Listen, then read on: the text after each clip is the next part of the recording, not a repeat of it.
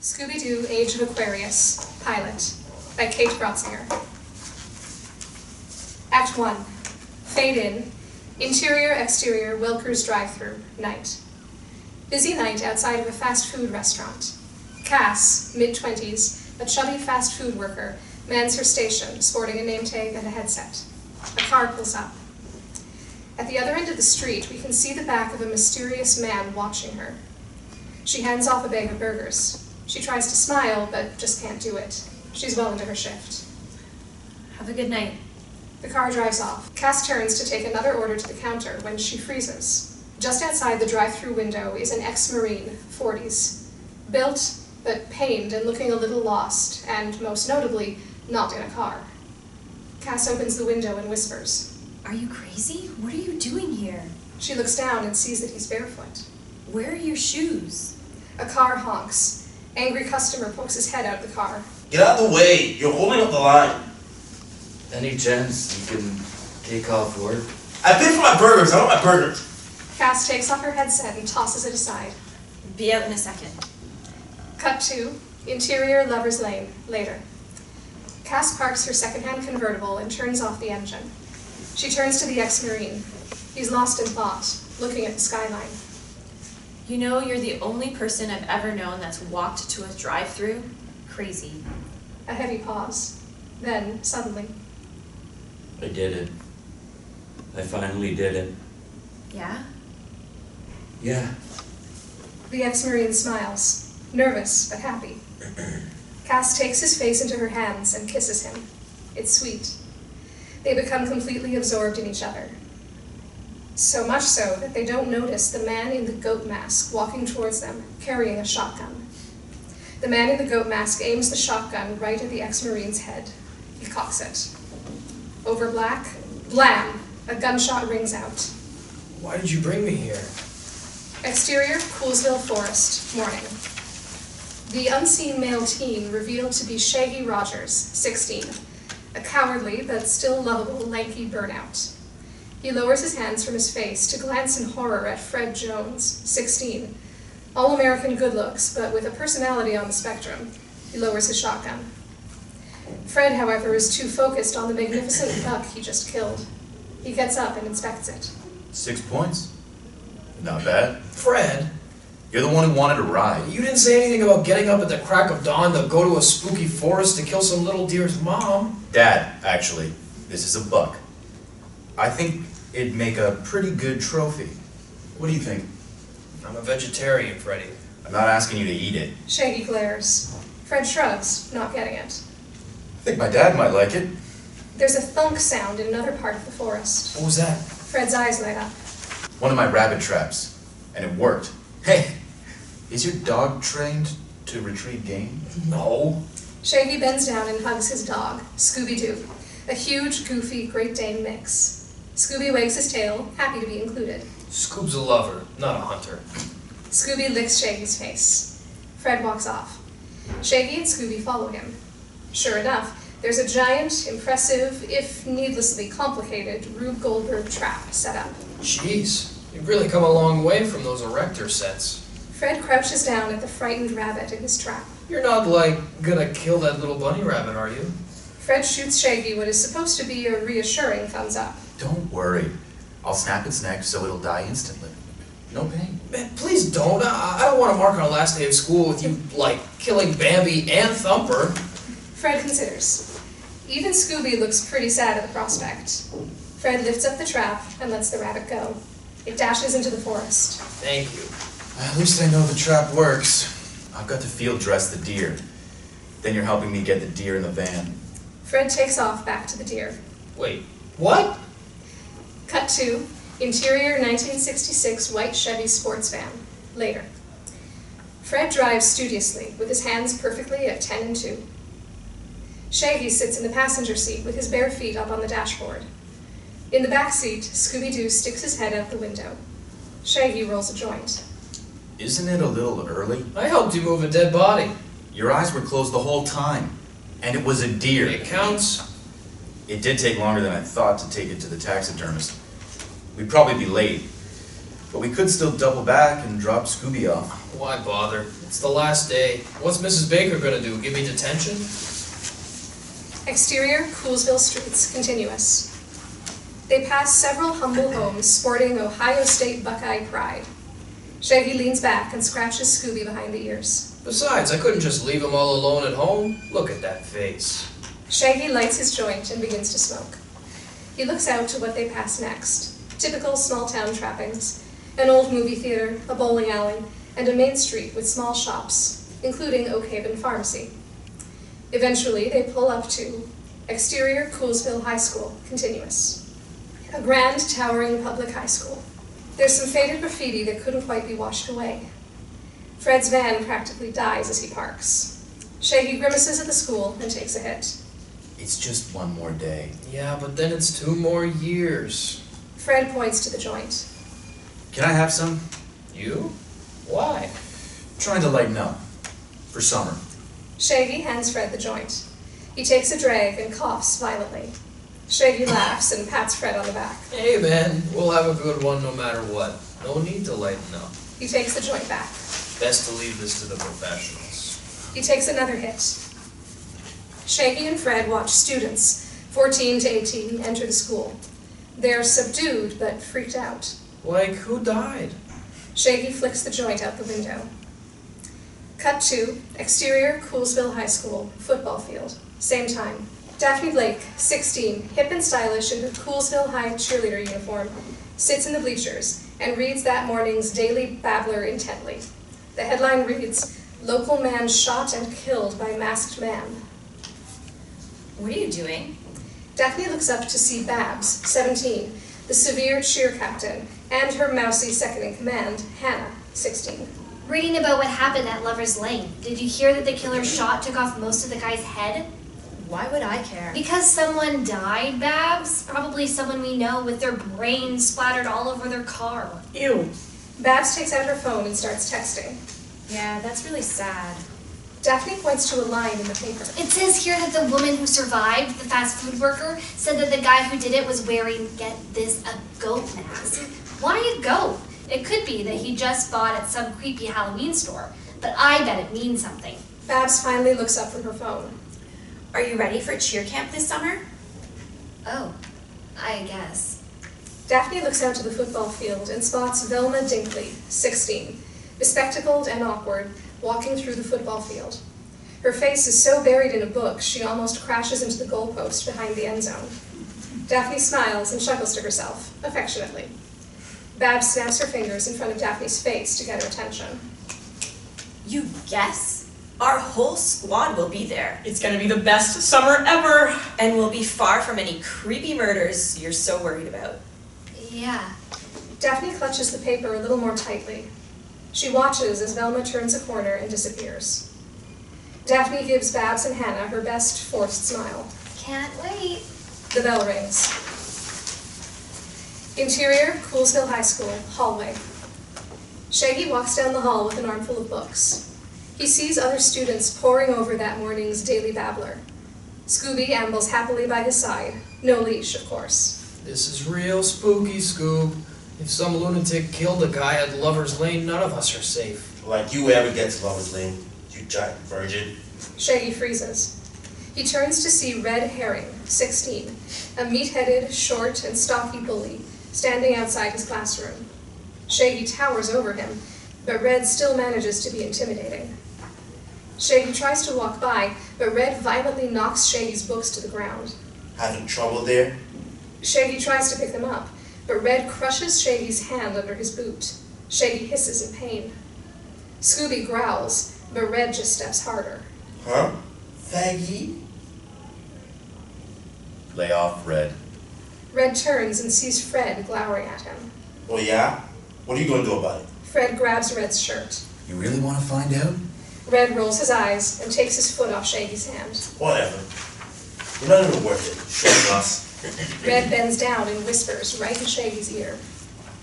One of these days, you're not going to have Jones around to protect you. And when that happens, I'm going to be there. And I'm going to pound your dick in the dirt.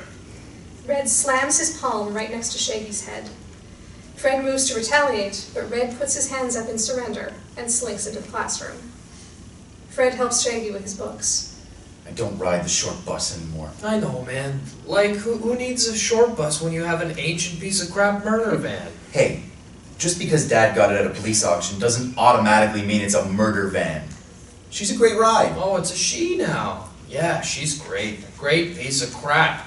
Probably haunted by hitchhike murder victims from the 60s. You think everything's haunted. For good reason. And thanks for back there. No problem. You think he'd be in a better mood because it's almost summer. Shaggy shakes his injured hand. Fred, my man, that's because guys like Red aren't wired for joy. Just shitty, uncreative nicknames. You could just go by your real name. Then he couldn't call you that. What, Norval? No way, man. I'd rather be Faggy. Fred, Shaggy, and Scooby make their way inside. Interior, Coolsville High School, classroom, continuous. Fred and Shaggy take their seats. Scooby sits at Shaggy's feet. Shaggy catches Red eyeing him. He quickly looks away and spots Daphne coming in. On Daphne. Daphne carries a small stack of books, and on top rests a photograph, face down. She spots Velma reading And Then There Were None by Agatha Christie. She grins. Hannah and Babs try to wave her over, but she doesn't see them. Instead, she sits next to Velma. Hi. Hi. Velma puts down her book cautiously. Did you hear about what happened at Lover's Lane last night? Yeah, read about it in the Daily Blabber. Well, it got me thinking about our promise. Velma smiles slightly. When we were 10 and reading Nancy Drew. Not much has changed. It's just 6 years later, and now you've gone on to Agatha Christie. Daphne taps on Velma's book. Velma chuckles a little, but then glances back. Daphne does too, and sees Babs and Hannah glowering at them. Velma puts her book back up. You're going to cheer camp all summer? I don't know. With everything that's happened, it's got me thinking that maybe we should get our mystery club back together. Daphne overturns the photograph, revealing Velma and Daphne, age 10. Here, Daphne is awkward and gangly, with tight frizzy braids and braces. Both girls are grinning in the Coolsville Library, surrounded by kid mystery books, and holding up a sign that says, Mystery Inc. You know, since a real mystery has finally come to Coolsville. Velma looks at the photograph, sad and nostalgic. There's a big difference between reading a mystery and solving one. A man is dead, Daphne. A real one. I know that, but I also know you. You can't tell me you're not at least a little curious. What do you say? The teacher, Mrs. Baker, late 60s, gray-haired and tired, enters and goes up to the board. Okay, class, settle down. I still have you for one more day, and I expect your full attention. Velma hands Daphne her photograph back. I think you should just go to cheer camp. Daphne looks as if Velma just slapped her. Velma keeps her eyes ahead, stubborn and focused. On Fred and Shaggy. Oof, harsh. Hey, did you know Daphne Blake and Velma Dinkley were friends? Fred? Freddie? But Fred isn't listening. Shaggy turns to see who he's looking at. Thorne. Real name Sally McKnight, 16. Full-on goth, she has long black hair and dressed in all black with heavy, dark makeup. Fred sighs. You're killing me. Fred sits up, embarrassed. It's the last day before summer vacation. Just talk to her, man. Even if it's just a hello. Please, Fred. For me. I'm begging you. Scooby's begging you. Scooby nods. Sally, feeling eyes on her, catches the boys looking at her. Both of them look away in the least smooth way possible. Goths don't go for guys that wear ascots. Shaggy notices Thorne smiling shyly at Fred. Uh-huh, sure. But he can't resist. You could always ditch the ascot. Fred clutches his ascot protectively. I'd rather die. Mr. Rogers, Both boys turn to Mrs. Baker. what have I told you about bringing your dog to my classroom? Mrs. Baker grabs a yardstick off a nearby student's desk and points it at Scooby. Oh, come on. It's the last day and he's very well behaved. He won't cause any trouble. Scout's honor. Mrs. Baker pinches the bridge of her nose. She opens her mouth to reprimand further when the principal enters, nervously. Next to him is a stern police officer, Officer Sam Rogers, mid-40s. A hush falls over the room. Shaggy goes white. He turns back to Mrs. Baker. You guys called my dad on me just because I brought my dog? That's like real low, Mrs. B. Mrs. Baker opens her mouth to retort, but she's beaten to it. He's not here for that. No? Officer Rogers shakes his head solemnly. I'm afraid he needs to pull another student out. Which one? Both the principal and Officer Rogers turn to Fred. The rest of the students stare at him as well, most notably Thorne. Come on, son. Fred gets up from his chair and, without looking at anyone, walks off, dazed, with the principal and Officer Rogers. A beat. Shaggy bolts from his chair and follows after them, Scooby hot on his heels. Interior, Coolsville High School, hallway, continuous. Shaggy races after the principal, Officer Rogers, and Fred. Freddy? Dad? Really? Go back to class. You really think he's a murderer? No, I don't. I need to bring him in because we suspect last night's victim was Officer Rogers looks over to Fred and sighs. your father, Freddie. End of Act 1. Act 2. Interior, Herring Funeral Home, foyer, later that day. A stately home that also functions as the local mortuary. Officer Rogers, Fred, Shaggy, and Scooby enter. Fred's in a daze. Come on. You stay here with the dog. Shaggy glares, but stays put as Fred and Officer Roger disappear down a set of stairs. Looks like it's just you and me, pal. Shaggy scratches Scooby behind the ears. He takes a funeral pamphlet from a nearby table and flips through it. Just then, Red stomps through the front door. What are you doing in my house? Red lets his backpack fall to the floor with a loud thunk. Shouldn't you be in class? Ditched? Funny. I don't see Jones around. Red steps forward. Shaggy steps back. Lucky you. Red raises his hand, revealing he's wearing brass knuckles. Whoa, easy, Red. Red gets closer and balls his hand into a fist. Sensing Shaggy's in trouble, Scooby begins to bark wildly. Shut up. Any chance we can, talk this out? Red pushes the brass knuckles under Shaggy's chin, forcing his head back. Guess not. Red raises his fist to strike. Shaggy shuts his eyes, bracing for the worst. But then the doorknob turns. Red pulls away, panicked. The door opens to reveal Helen Jones, 40s, a former beauty queen turned exhausted housewife. Red hastily puts his hands and the brass knuckles behind his back. Hey, Mrs. Jones. Shaggy, what are you doing here? Officer Rogers enters from the stairs. Helen? You gotta be kidding me. This isn't over.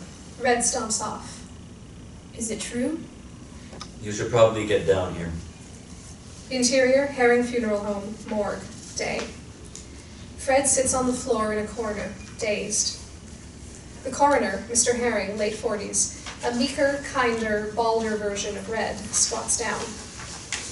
He talks, but Fred can't hear him. In fact, he can't hear anything but the terrible buzz of fluorescent lights. Fred looks over to an open drawer where a body lays, covered only by a sheet. The lights seem to get louder. Fred closes his eyes tightly and pushes his hands on his ears to try and tune everything out, but it's no use. It just gets louder. And then suddenly, Fred? the noise stops. Fred turns to everyone behind him. Mom? What are you doing on the floor? Shaggy shoots her a bewildered look. You'll ruin your pants. Fred just gets up and walks out. Shaggy and Scooby follow. Unmoved, Helen approaches the body. That's him, isn't it? Would you like to check for yourself? Helen walks over to the body. Mr. Herring pulls the sheet up. Helen flinches, but doesn't look away. Exterior, suburban neighborhood, continuous. Fred power walks, keeping his eyes focused ahead. Shaggy and Scooby run up and keep pace with him. Where are you going? Anywhere but there. Shaggy, Fred, and Scooby stop at the van. Okay, we'll go anywhere you want. Name it. I can't. Fred gets into the van. Shaggy and Scooby watch from the outside. Okay, will I see you later? I gotta go. Sorry, Shaggy. Fred drives off in the van. Shaggy and Scooby watch as he goes, left behind. Scooby whimpers. Cut to exterior Welkers the next morning. Daphne walks up to a dead-eyed fast food worker at the counter, chewing bubblegum. Welcome to Welkers. Can I interest you in our Welker waffle sandwich? Now $1.99 for a limited time. No, that's not why I'm here. If you're looking for a summer job, we're all full up. The fast food worker blows a bubble. I actually wanted to ask about someone who worked here, the one that was in the accident? The fast food worker's bubble pops. Cass? Unbeknownst to Daphne, a group of Coolsville High cheerleaders, including Babs and Hannah, sit in a booth in the back. You've got to be kidding me. I thought she said she had some kind of family thing. Guess not. Babs slurps her soda. Cut to exterior Coolsville Library, morning. Establishing. It's old and kind of creepy, even in the daylight. Interior Coolsville Library, continuous. Velma stares at a computer, biting the end of a highlighter. There are printed articles scattered all around. Hey, Velma looks up and sees Daphne holding a fast food bag. want a waffle sandwich? Thanks, but we're not supposed to eat in the library. Right. Well, I actually went to do some reconnaissance. I wanted to see if anyone at Welker's knew anything about the girl that was there at the time of the murder. Daphne, Daphne sits next to Velma. Just hear me out, okay? I talked to one of the workers, and she said that the girl, Cass, had actually been seeing some older guy, the one that was murdered, for months. The Lover's Lane was apparently their spot. Now, why is that? Why does an older man need to go to Lover's Lane? That's for teenagers, right? Daphne, Just listen! He was married, Velma! They couldn't go to a hotel, and Cass was still living with her parents, so their options were limited.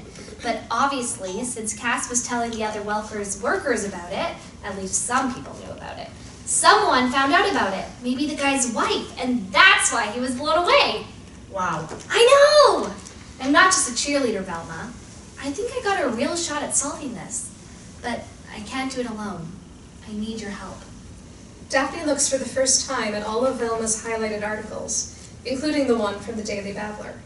You've been looking into it too. Turns out you do still know me.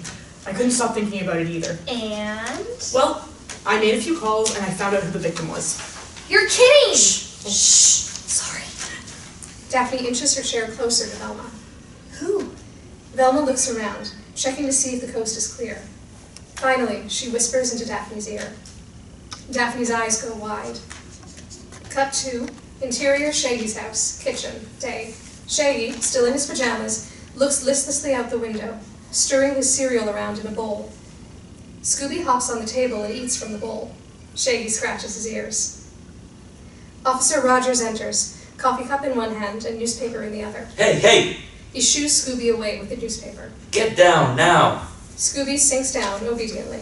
How many times have I told you not to feed the dog at the table? He's a part of this family. The table is strictly bipedal. Officer Rogers sits down. You're just now getting up? It's summer. Shouldn't you be out? Shouldn't you be at work? Took the day off. Wanted to make sure you were okay. I'm fine. Have you heard anything about the case? We've got our best man on it, but we're small town cops. It's not like we've got a lot of resources. Shaggy puts the cereal bowl on the floor. Scooby ambles over and eats the rest. Tell that to Fred. How's he doing? I don't know. He's not answering his cell phone. In my day, we used to actually go to our friends' houses. That'd go over really well. Fred's mom hates me. Now, that's not true. Awkward beat. They both know that's a lie. Besides, I don't think he wants to talk to me anyways. The doorbell rings. Maybe he does. Interior, Shaggy's house, entrance, continuous. Shaggy opens the door to reveal Daphne and Velma. Daphne has Velma's stack of articles in her arms. You. We need to talk to you. Good morning to you too. How do you know where I live? Velma holds up a Coolsville High School directory. Ah. Scooby bounds up. I don't think you formally met. This is the world's best canine companion, Scooby-Doo. Scooby takes up his paw. Daphne shakes it absent-mindedly. Charmed. He's big. He's a purebred Great Dane. Scooby looks proud. Velma adjusts her glasses, inspecting. Are you sure? He doesn't look like one. Scooby scoots back, offended. Fred told you about his dad, right? How do you know about that? Is that Fred? Invite him in. We can't talk here. Then let's go somewhere else. Give me a second. Just as Shaggy leaves, Officer Rogers appears. Seeing the two girls, he smiles, surprised. Oh, afternoon, girls. Hi. Velma waves awkwardly. Shaggy reappears, fully dressed. Dad, we're gonna go out for a bit. Don't wait up. Shaggy pushes the girls away. He looks back. Officer Rogers gives him a way to go thumbs up. Shaggy rolls his eyes. Cut to Interior, Daphne's house, kitchen, later. Daphne's house is beautiful, but too clean and decorated with uncomfortable furniture. Shaggy constructs an absurd sandwich. Cheese, lettuce, ketchup, mustard, marshmallows, and fudge. Daphne sits at the counter, articles splayed out over the table. She watches Shaggy, fascinated. Velma is more disgusted. Sorry, but I can't think on an empty stomach. Shaggy tosses a slice of cheese to Scooby. Scooby jumps up and catches it in his mouth. Not against Scoob. You're really going to subject your body to that sandwich? Shaggy grabs a bottle of hot sauce from Daphne's fridge and pours it in the sandwich. That's the idea. He takes a bite. That can't be good for your digestive system. I get by. You're saying we can help Freddy? I think so. The clues are all here. I'm sure that if we just dig deep enough, we'll be able to catch this guy. Velma even has a theory. Really? Daphne smiles proudly at Velma. Velma adjusts her glasses. I do, but it's a little nuts. Hit me. I think it's very likely that the guy who killed Fred's dad has killed before. Velma sets out 2 articles from 2 different newspapers, the Centerville Chronicle and the Crystal Cove Times. I did some digging, and it turns out there have been 2 similar murders. One a couple months ago in Centerville, and the other just a few weeks ago in Crystal Cove. All small towns that begin with the letter C. All took place in Lover Lanes area. Zoinks. Exactly. There are some hiccups though. This guy has a trademark. Velma flips to articles with up-close photographs of the cars. They each have scribblings on them. After both murders, he wrote the date and the time of the killing and even the weapon he used to do it on the victim's cars. That didn't happen to the car Fred's dad was in. We don't think so. It wasn't mentioned in the paper, but Velma has a theory about that too. Usually, he killed both the man and the woman. Though he shot the woman Fred's dad was with, she lived. I'm guessing something spooked him. He wasn't able to finish the job or to leave his usual message. Shaggy looks through all of the articles, absorbing this. And this guy just kills people at Lover's Lanes just because? Again, this is all just a theory. Shaggy nods and continues to look through the articles. Did you ever wonder why Fred's dad was in Lover's Lane? Velma shoots Daphne a cut-it-out motion. Shaggy, oblivious, shrugs. Not really. Fred's dad was good with cars and he was a really good guy. He was probably just helping her out or something. Velma and Daphne exchange a look. Why? No reason. Shaggy nods. Well, okay then. Okay? At this point, I'm willing to look into anything that will help Fred, and we can't be any worse than the cops. Shaggy holds up the articles. And I mean, hey, you did this much this morning. Velma did. Velma smiles. Oh, right. You guys got that club. Daphne and Velma look at Shaggy, surprised. I sort of overheard you guys yesterday. Well, we did have a club. We still do. Mystery Inc. Yeah? Yeah. Groovy. Are you, like, accepting any new members? Interior, Oakhaven Pharmacy, day. Fred walks through the aisles as if in a daze. He ends up in the pet aisle. He picks up a box of Scooby snacks and smiles. I want chocolate. Okay. Fred's ears perk up. He knows that voice. He looks over and sure enough, it's Thorn behind the counter. She wears a green apron and a name tag. Sally is crossed out and replaced with Thorn. She puts the scoop in the chocolate. No, I want cookies and cream. Sure, kid. Thorn goes over to the sink and washes the scoop off. She puts the scoop into the cookies and cream. Actually, no, I want vanilla. Of course. Once again, she goes back to the sink, cleans it off. She puts it into the vanilla. The bratty kid giggles. No, I want the rocky road. Thorn slams her hand on the counter. Listen, you little weasel. I'm not cleaning that scoop again, so you're getting vanilla or you're not getting any ice cream at all. The bratty kid, now terrified, nods. Thorn spots Freddy. Hey. Thorn puts a vanilla scoop on a cone and hands it to the bratty kid. He puts a couple of bucks on the counter and runs out. Sorry you had to see that. Not at all. You had it coming. Thorn chuckles. You got a dog? Fred looks confused. Thorn points to the Scooby Snacks box. Oh, no. These are for Shaggy. Thorn rings up the box. Gotcha. His dog is named Scooby, right? Is that after the snacks?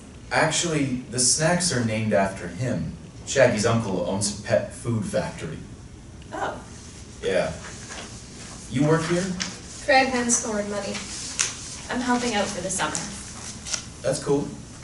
Thorne hands Fred his change. They hover for a moment. A customer clears his throat behind Fred. Duty calls. Right. Fred begins to walk out. But I'm going on break in 15 minutes if you'd like to hang out. Fred grins. Cut to exterior Coolsville Main Street, night. Fred and Thorne sit on a bench eating ice cream, vanilla and pistachio, respectively. Does that happen often? You have no idea. I'm lucky my dad didn't see me. He'd have a conniption. Sally, the customer, is always right, and all that. Fred looks down, sullen. You okay? Fred hesitates. If you don't like the vanilla, you can have some of my pistachio. Fred smiles slightly. Or I can get you another cone. And make you clean the scoop again? You're not some bratty kid. I hope not. It's not the ice cream. Really, it's great. Thorne lets it drop. She bumps her shoulder against Fred's. I like you, Freddie Jones. Fred stares at her, stunned. Thorne chuckles. What's that look for? You don't think I'm lame? No, you're totally lame. Oh. But you're sweet, and you never look at me like I'm a freak just because of how I dress. I like the way you dress. Like Morticia Adams. Thorne laughs. Was that weird? I just wouldn't have pegged you as a big fan of the Addams Family. Fred looks away, embarrassed. I always thought she was cute. Morticia, I mean. Really? Cuter than Samantha from Bewitched? Absolutely no contest. Thorne laughs again. She squeezes Fred's hand. He smiles and squeezes back. Exterior, Jones's house, later. Establishing. A normal suburban house, but there's now a haunted feeling to it. Shaggy, Daphne, and Velma approach. Shaggy knocks. Forewarning, Fred's mom is a little intense. I would be too. What? Velma elbows Daphne. Nothing. They wait, but there's no answer. Shaggy turns the doorknob. It's open. Interior, Fred's house, continuous. Shaggy, Daphne, and Velma all enter. It's even spookier on the inside. The only light in the whole house comes from a TV set to static. Are you sure it's okay for us to be in here? Yeah, I mean, it's only Fred's house. Just then, there's a thud from upstairs. On second thought, maybe we should come back later. Shaggy turns to leave. You think Fred's okay? Shaggy stops in his tracks, horrified. He better be.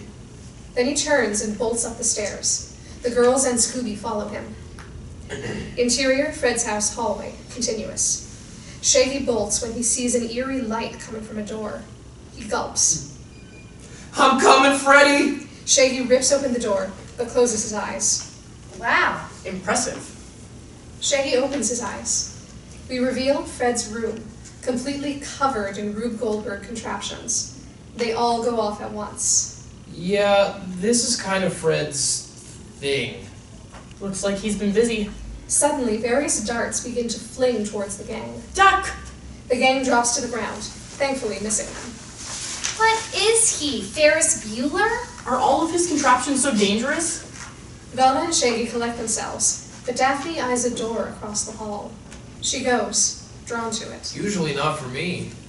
He spots Daphne about to open the door. Well, you can't go in there. Why not? That's Fred's dad's study. He doesn't let anyone go in there. All the more reason for us to go in. No, don't. But Daphne opens the door. Inside are 7 large symbols written in red. Jinkies. This is not good. Not good at all. What are you doing in here? Shaggy, Velma, and Daphne all scream. They turn around to see Fred, bewildered, standing in the doorway. He looks at the walls in awe. What is this? Your guess is as good as ours. What are they doing here? We should probably talk. Guys? Velma points ahead. On this wall, in big, bold letters, is one word: Aquarius. End of Act 2. Act 3. Interior, Jones's house, living room, night. Velma goes up to the letters to inspect them more closely. Shaggy pets Scooby to calm himself down. Please tell me that's not blood. It isn't. When blood dries, it turns brown. This is just red house paint. Whoever wrote it probably just wanted to scare off anybody who came in here. Well, bravo. It's like totally working. Do you think that the same killer did this? If it's him, it's the first time he's written these symbols. Or Aquarius. I wonder what that means. Maybe it is him, and he wants to be called Aquarius. It's possible. I'm calling the cops. Fred makes a move to leave, but Shaggy stops him. Wait, before you do that, I think you should talk to Daphne and Velma. Why? They did some research, and I think they have some pretty interesting theories about what happened. You told them? No, Velma figured it out. To be honest, Fred, it's only a matter of time before everyone knows. Fred absorbs this, reeling. I know it's hard. Really? Maybe not exactly, but I really think that we can figure out who did this. Fred, she's just trying to help. No. She's trying to help herself. And just because you have problems with your dad doesn't mean you can interfere with mine. Fred storms off. Scooby whines. We should probably go. Just a sec. Velma takes out a notebook and a pen. She quickly scribbles down the symbols and the word Aquarius. Exterior, Jones's house. Night.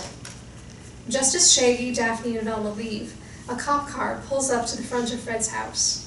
Officer Rogers steps out and balks when he spots Shaggy.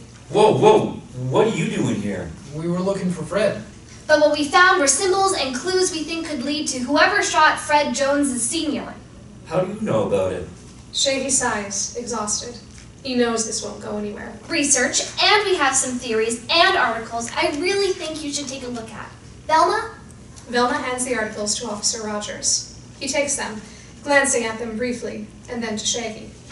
So this is what you've been up to?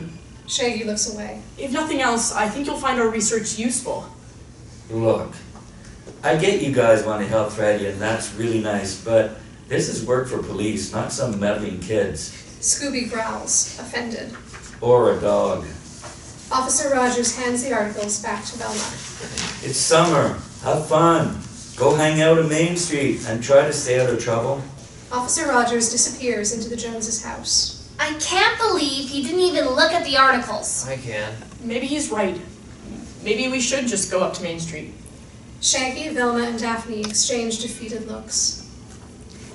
Interior, Fred's house, living room, later. Helen and Fred sit in opposite lounge chairs. The TV isn't on. The only sound comes from the police upstairs. Fred looks as if he might say something, but sees that Helen is only looking blankly ahead. He shuts his mouth. Finally, the police, including Officer Rogers, come downstairs. Did you find anything? We found the point of break-in. Back door. I know a guy that's good with locks. I can bring him in to reinforce your house. Okay. But do you have any idea of who did this? Probably just some local teenager pulling a prank. A prank? You think that up there is someone's idea of a joke? I didn't say it was a good one. I can also recommend a painter to fix it up for you. So, you're not going to look into this any further? Fred, Fred stands down. thank you, officer. I would love your recommendations. Thank you for stopping by. Officer Rogers tips his cap to Helen. He puts a sympathetic hand on Fred's shoulder, and then leaves without another word. Doesn't this all seem a little bit weird to you? If the police say it's a prank, it's a prank. And there's no way they could be wrong. You're not at all curious. No, I'm not. Fred gets up and stomps at the door, leaving Helen to silently stare ahead at nothing. Exterior, Coolsville Main Street, night. Shaggy, Daphne, and Velma walk, disheartened, down the street. Hannah and Babs drive down in Hannah's parents' car. Babs sticks her head out the window. Hey! Daphne closes her eyes and sighs, but doesn't turn around. She keeps walking. I'm talking to you, Daphne.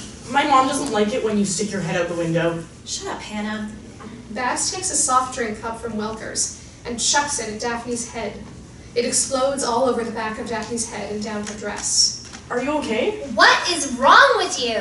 What's wrong with you? We're leaving tomorrow for cheer camp and you've been MIA. That's because I'm not going. What? I said I'm not going. But it's mandatory for the whole squad. Babs, please get back in the car. Who cares? It doesn't matter. Camp, cheerleading, high school, none of it matters. It seemed to matter to you before when you were a frizzy-haired, gangly geek. Well, I'm not anymore. And why is that? Who taught you how to dress? How to do your hair? How to talk to boys? Face it, Daphne, you need the squad. You need your sisters. No, I don't. And you have never been my sisters. Daphne grips Velma's hand and pulls her along as she picks up the pace. Oh yeah? You want me to ruin you? 'Cause I will. Daphne just keeps walking. That's it. You're off the squad. Good! With her free hand, Daphne flips Babs the bird. Have fun at cheer camp! Babs' face reddens. She opens her mouth to retort when, bam! Her head slams into a street sign. Babs! Oh my god! Hannah stops the car. Babs rubs her injured forehead, more annoyed than hurt, and glares with burning rage. End of Act 3. Act 4. Interior Oakhaven Pharmacy, back room, night. Thorne strums an electric guitar. Mix it up in my little bowl. Say a few words and you'll lose control. She nods and scribbles into a small notebook. Just then, the door opens. A bell rings. That was incredible! I never knew you were such a rebel, Daphne. Thorne leans the guitar against the wall and rushes out. Interior Oakhaven Pharmacy, continuous. Thorne returns to the counter. She sees Shaggy, Velma, Daphne, and Scooby walking around the store. She notices Daphne, still dripping from the soda, but quickly looks away. Yeah, well, I'm glad I finally said something. Velma takes a bunch of napkins and hands them to Daphne. Thanks. Daphne dries herself off. This calls for a celebration. Shaggy goes up to the counter. I'd like a double fudge, double scoop, and a little cup. And it'll need a little something extra. Oh, and do you have any pickles? In the back? Cool. You girls order too. Shaggy races off to the back. I can pay for myself. What? No, my treat. Then I'll have a mint chip, please. Strawberry for me. Shaggy returns with a large pickle. Add it to my tab. Thorne hands Velma, Daphne, and Shaggy their ice creams. She watches as Shaggy puts a pickle on his ice cream. Is it cool if we, chill in here with Scoob? Thorne shrugs. My dad's not here. Groovy. Thorne disappears back into Interior Oakhaven Pharmacy, back room, continuous. Thorne picks up her guitar and continues playing. You know, Fred likes her. Thorne smiles, giddy, strumming a little more quietly. Fred, as in Fred Jones? The one and only. He doesn't seem like the type of guy that would like a girl that calls herself Thorne. Thorne plays a sour note. She frowns. Why? Do you think he should be into girls named Daphne? Interior Oakhaven Pharmacy, same time. Daphne playfully smacks Shaggy in the arm. That's not what I meant! Shaggy laughs. His face is covered in ice cream. Velma, back me up! But Velma's off in her own world, distracted. Shaggy, Yeah? do you think Fred's going to be okay? Suddenly serious, Shaggy wipes his face clean. He will be. He's a good guy. It's just gotta be hard with losing his dad the way he did. Interior Oakhaven Pharmacy, back room, same time. Thorne stops playing. Worse when it's front page news. We can see Thorne putting the pieces together. Interior Oakhaven Pharmacy, same time. Shaggy breaks off a part of the pickle and feeds it to Scooby. He eats it happily. But he'll come around. I hope so. Shaggy and Daphne continue eating in silence. Velma opens her notebook with the symbols written down from Fred's dad's office and the word Aquarius. She begins writing down thoughts for solutions. Exterior, Coolsville High parking lot, night. Red, along with some teenage goons, lights a string of fireworks. Bang, bang, bang. Hey, Red! Red turns and sees Babs and Hannah. Babs is holding a bag of frozen peas to her head and carrying a brown bag. Whoa, what happened to you? She tosses the bag to Red. I got a business proposition for you. Red looks inside the bag. He grins. I'm listening. One of the goons lights another firework. Bang! Interior Oakhaven Pharmacy, night. Daphne looks up, suddenly, with an epiphany. We need to go back to the scene of the crime. Nuh-uh, no way. Count Scoob and I out. You see Velma's notebook, full of attempts to crack the code. They're all scratched out. She closes it. Daphne's right. We might be able to find clues.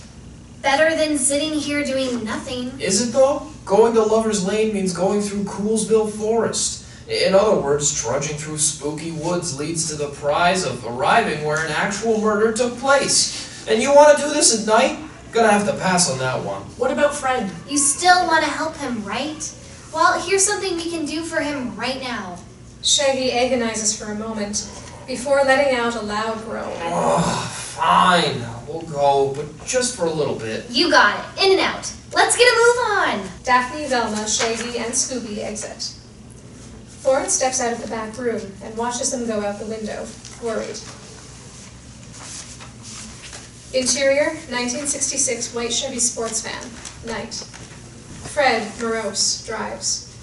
A pop song plays at low volume on the radio, but Fred isn't paying attention. Then he spots Daphne, Velma, Shaggy, and Scooby disappearing into the same forest. He considers, then shakes his head and drives by. But then in his rearview window, he sees what appears to be the man in a goat mask following them and carrying a gun. Fred suddenly turns his van around and drives after them. Interior, Coolsville Forest, night. Daphne, Velma, Shaggy, and Scooby hike through the forest. Shaggy sees that Daphne is about to step on something. Stop! Daphne freezes. What is it? Shaggy looks closer. It's just a rope. I thought it might have been one of Fred's traps, but it doesn't look like it's connected to anything. Why does he have traps out here? Hunting, like rabbits and stuff. Weird hobby. An eerie wind blows. This place is giving me the creeps. You wanted to come. An owl hoots. What was that? It's just an owl, Shaggy. There's nothing to be afraid of. Behind them, the man in the goat mask steps closer, unseen. Interior, 1966 white Chevy sports van, same time. Fred, getting closer, leans out the window. Hey, gang! Interior, Coolsville Forest, same time. Daphne, Velma, Shaggy, and Scooby turn around. Now they see the man in the goat mask. Split up! Just then, Fred blasts the music. We hear now that it's a pop song. Then he cranks his brights. The man in the goat mask steps back, temporarily blinded. Shaggy and Scooby take off in one direction. Daphne and Velma take off in the other direction. The man in the goat mask, regaining himself, chases after Shaggy and Scooby. Of course he picked us. Shaggy and Scooby turn a corner sharply. The man in the goat mask turns too, hot on their heels. I hate this stupid song. Shaggy and Scooby pick up speed. Interior, 1966 white Chevy sports van, same time. Fred tries to follow, but can't get his van to move. Come on, come on! Interior, Coolsville Forest, same time. Shaggy and Scooby continue to run wildly from the man in the goat mask, when suddenly, Shaggy accidentally trips one of Fred's traps into motion. It causes Shaggy to fall and get his ankle caught in a rope trap. Before too long, he's hanging upside down. The man in the goat mask steps forward. Interior, 1966, white Chevy sports van, same time. Suddenly, the van gives out. The music cuts out. No, no, no, no, not now! Fred hits the wheel in frustration. Shaggy! Fred quickly gets out. Interior, Coolsville Forest, night. Shaggy struggles against his trap, terrified. The man in the goat mask cocks his gun and aims it at Shaggy. Scooby growls, ready to attack. Scoob! No! Go, go! Shaggy tries to shoo Scooby away, keep him safe. Scooby whimpers, worried. Then he closes his eyes, bracing for the worst, when... Hey! Over here! The man in the goat mask turns around to see Daphne. He races towards her. Velma activates another trap. This one is a net, right under the man in the goat mask, that traps him and pulls him into the tree, dropping the gun in the process. Daphne quickly picks it up. I'll take that. Fred, now on the scene, takes a pocket knife out of his pocket and begins to cut through the rope on Shaggy's ankle. Shaggy falls to the ground. You okay? More or less. Fred extends a hand. Shaggy takes it. I'm sorry about earlier. It's cool, man. No sweat. Not to ruin the moment, guys, but Velma points to the man in the goat mask, struggling in the net. The gang crowds around it, observing. Is that really him? Aquarius? hardly. Velma takes off the mask, revealing Red. Red herring? Get me down from here! Whatever you say. Fred cuts the rope. Red falls down with a thud. End of Act 4. Act 5. Interior, Coolsville Forest. Later. Red struggles, tied up, surrounded by Fred, Daphne, Velma, Shaggy, and Scooby. What tipped you off? Well, for one, if our killer is Aquarius, it's against his MO to go after groups. He prefers one couple at a time. And also, Velma points to Red's boots. Red's never seen without his Kasem combat boots, and I've never seen anyone else in town wear them. Like, you're one to judge fashion sense, Dinkley. What are you doing with a gun? Red rolls his eyes. It's not loaded. Fred checks. He's telling the truth. So he was just trying to scare us? But he didn't do it alone. Who gave you the mask, Red? Give me one reason why I should tell you. We won't wreck you. I like to see you try. What are you gonna do? Wave your pom-poms at me? Red snorts and laughs at his own joke. You know, as a cheerleader, I did a lot more than waving pom-poms. Oh yeah? Yeah. Daphne kicks right into Red's nose. Jesus Christ! That's called a high kick. I'm bleeding! Good. Whoa, like easy there, Dirty Harry. Velma puts a hand on Daphne's shoulder. Daphne backs off. How about we won't call the cops? You mean Thanky's dad? Doesn't matter. Outcome's the same. You'll have assault with a deadly weapon on your record for the rest of your life. It wasn't loaded. Doesn't matter, but even if it did, with your already prolific record, I doubt the police will care. Red hesitates before finally relenting. Fine. It was Babs, alright? Babs? She probably wanted to get back at you for embarrassing her.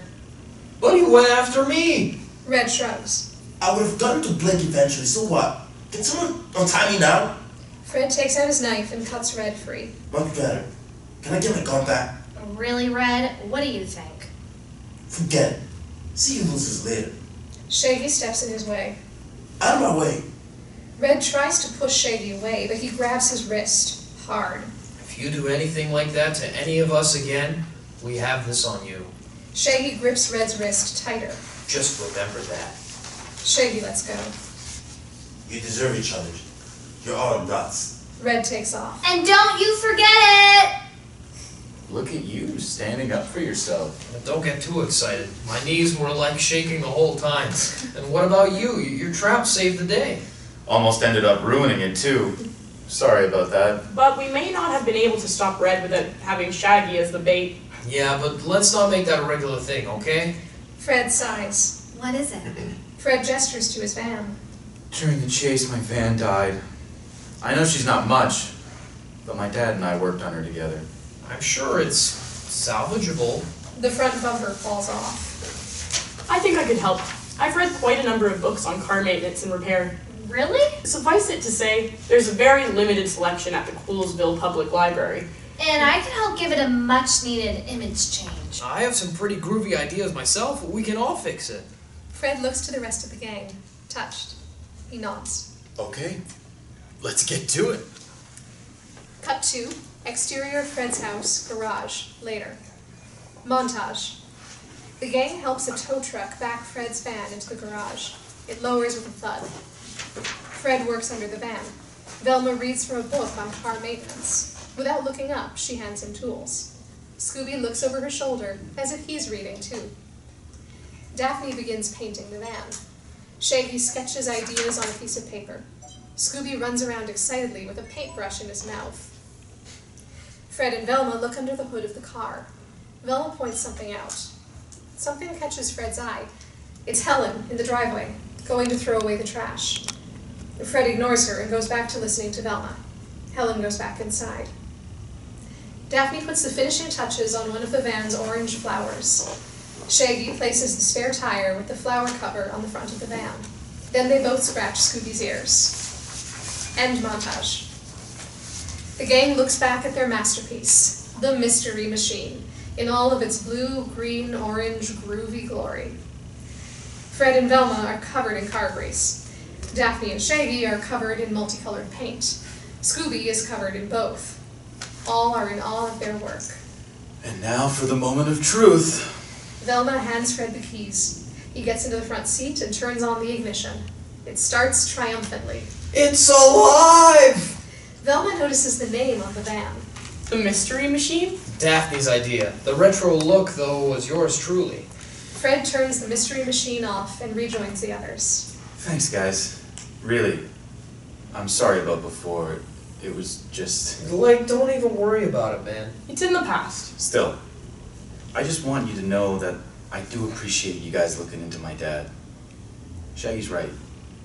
The cops in this town aren't going to take this seriously, so someone else has to look into this. So, if you still want me, I'd really like your help. I mean, if you want. Velma puts her hand out.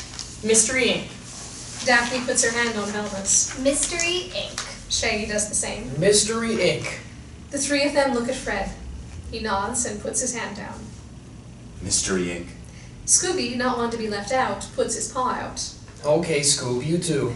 Shaggy scratches Scooby's ears. Cut to interior Shaggy's house, kitchen, later. Shaggy enters to find his dad sitting at the counter. Where were you? You know what time it is? I went to Main Street like you said, and I guess we just lost track of time. It's no big deal. Officer Rogers gets up and grabs Shaggy's shoulders. Norville, you don't understand. Something's happened. What do you mean? Cut to interior Herring home, foyer, same time. Red stomps in, grumbling and embarrassed. He takes off his boots and tosses them to the side. Hey, Dad! Dad! Where are you? Interior Herring funeral home, morgue, same time.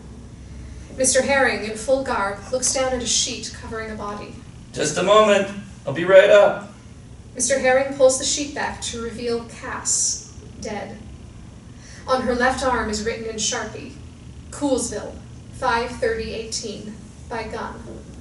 On her right arm is a similar message, Coolsville, 6/7/18, by knife. Fade to black. End of pilot.